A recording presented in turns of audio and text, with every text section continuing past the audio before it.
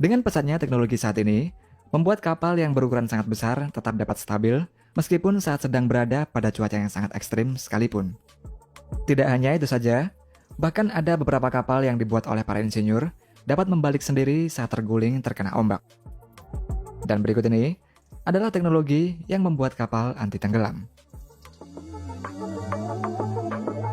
Seringkali kita melihat kapal berukuran besar seperti kapal kargo yang memiliki berat ratusan ribu ton tetap dapat stabil meski terkena gelombang ombak yang besar. Ketika kapal sedang berlayar di lautan, maka kapal tersebut akan terkena berbagai gaya dan tekanan dari gelombang air laut dan angin. Agar dapat bertahan, maka semua kapal yang dibuat memiliki sistem stabilitas kapal, yakni keseimbangan kapal pada saat diapungkan. Sehingga, pada saat kapal diolengkan oleh ombak atau angin, maka kapal dapat tegak kembali. Ada beberapa perangkat yang digunakan untuk menjaga stabilitas kapal, di antaranya adalah build skill. Build skills memiliki bentuk seperti sayap atau sirip yang tidak bergerak dan dipasang pada samping lambung kapal. Build skill tersebut memanjang dengan panjangnya sekitar 2/3 dari panjang kapal, serta efek stabilitas dari build skills ini akan semakin meningkat ketika kapal melaju dengan cepat. Jenis perangkat stabilitas lainnya adalah anti-rolling tank, yakni tangki yang berfungsi untuk menstabilkan posisi kapal saat kapal miring ke kiri atau ke kanan yang dipasang membentang pada lebar kapal. Ketika kapal miring ke kanan atau ke kiri, maka air di dalam tangki akan mengalir mengurangi gerakan roll pada kapal secara signifikan. Anti-rolling tank ini sendiri memiliki dua jenis, yakni aktif dan pasif.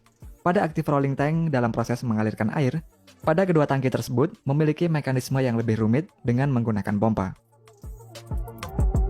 Jenis perangkat stabilitas selanjutnya adalah Active Fin Stabilizer, yaitu sebuah alat yang berbentuk seperti sirip dan berfungsi untuk meredam gerakan rolling atau oleng dari kapal. Fin Stabilizer ini dipasang di kedua sisi lambung kapal yang dapat bergerak ke berbagai arah dikendalikan oleh sensitif gyro system pada kapal. Ketika kapal sedang rolling atau oleng, maka sensitif gyro system kapal akan mengirimkan sinyal ke activating system yang berupa elektrohidrolik. Namun, active fins ini tidak begitu efektif ketika kapal melaju dengan kecepatan di bawah 10 knot atau sekitar 18 km per jamnya. Sedangkan pada kapal yang memuat kontainer, memiliki anti-heeling system, yakni sistem kontrol servo yang dibuat untuk menjaga kapal agar dalam posisi horizontal selama bongkar muat di pelabuhan. Anti-heeling ini tidak dapat digunakan sebagai sistem stabilisasi di laut terbuka, dan sistem ini hanya dapat digunakan pada saat kapal di pelabuhan melakukan bongkar muat kontainer. Sistem anti-heeling digunakan untuk mendeteksi sudut kemiringan kapal dan untuk menyeimbangkan kapal secara otomatis dengan cara memompa air pada tangki balas dari kanan ke kiri atau sebaliknya. Pada sistem anti-heeling ini, terdiri dari main control panel, pump stat panel, dan anti-heeling pump. Kemudian kinerja dari sistem anti-heeling tersebut dapat bekerja secara otomatis dan manual. Selain itu, sistem stabilitas kapal juga dipengaruhi oleh titik-titik keseimbangan pada kapal, di mana titik-titik keseimbangan tersebut akan menentukan besar kecilnya nilai dari stabilitas kapal. Oleh karena itulah, titik stabilitas kapal harus selalu dipertimbangkan oleh awak kapal.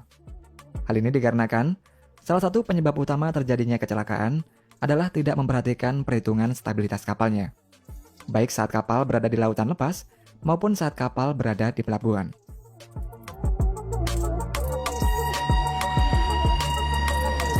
Kemudian pada kapal penyelamat, kapal ini digunakan untuk melakukan operasi SAR, memberi pertolongan pada korban kecelakaan kapal di laut.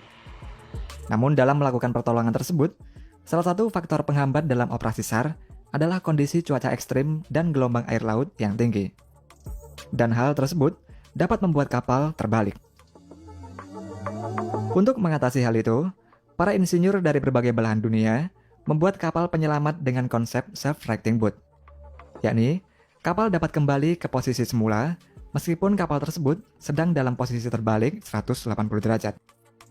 Selain dapat membalik sendiri, kapal self-righting ini mampu berakselerasi tinggi serta dapat menembus berbagai kondisi laut yang ekstrim. Ada banyak perusahaan yang membuat self-righting boat ini. Salah satunya adalah perusahaan yang bernama RNLI atau Royal National Lifeboat Institution yang berlokasi di Inggris. Dalam membuat self-righting boat tersebut, terdapat beberapa elemen penting yang memungkinkan agar kapal dapat membalik dengan sendirinya. Elemen pertama, yakni dalam desain awal pembuatan kapal, semua posisi maupun letak alat dan benda-benda berat pada kapal harus berada pada posisi yang serendah mungkin di dalam kapal.